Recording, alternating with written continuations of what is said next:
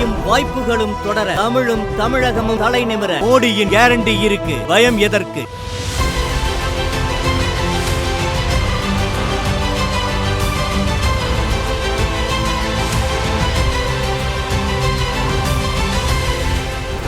மக்களவைத் தேர்தல் நெருங்கும் நிலையில் கச்சத்தீவு விவகாரத்தில் காங்கிரஸ் துரோகம் செஞ்சது உண்மைதான்னு மதிமுக பொதுச் செயலாளர் வைகோ பேசின கருத்து திமுக தலைமையிலான கூட்டணியில் பரபரப்பை ஏற்படுத்தியிருக்கு.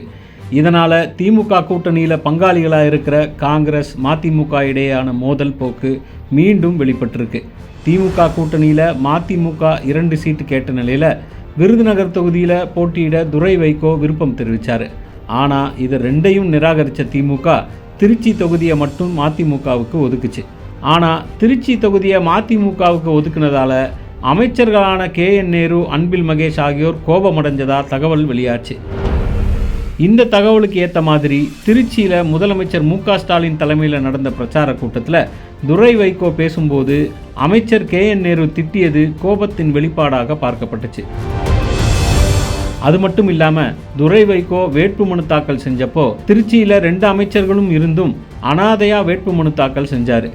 இப்படி மோதல் போக்கு வெளிப்பட்ட நிலையில் திருச்சியில் நடந்த மதிமுக செயல் வீரர்கள் கூட்டத்தில் இந்த 2 அமைச்சர்களை வச்சுக்கிட்டே செத்தாலும் பம்பரம் சின்னத்தில் தான் நான் சுயமரியாதைக்காரன் அப்படின்னு பேசினதும் அந்த கூட்டணியில் சலசலப்பை ஏற்படுத்துச்சு.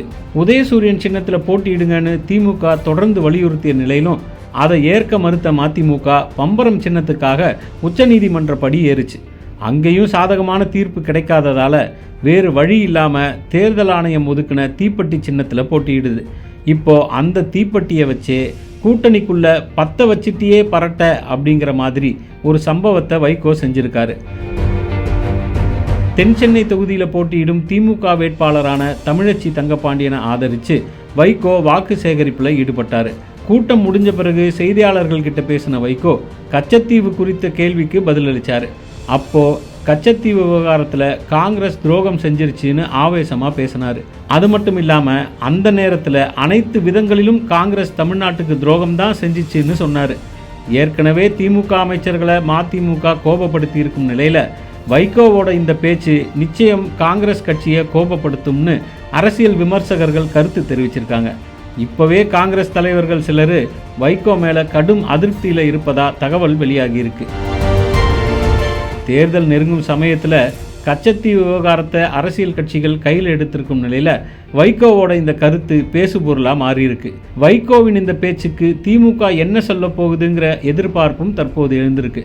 தங்களுக்கு எதிராக வைகோ பேசியிருக்கிறதால காங்கிரஸ் தலைவர்கள் மதிமுகவை ஆதரித்து ஓட்டு கேட்பாங்களாங்கிற கேள்வியும் பரவிட்டு வருது. இதனால் துரை வைகோவின் வெற்றி வாய்ப்பு பாதிக்குமான்னு பொறுத்திருந்து தான் பார்க்கணும்.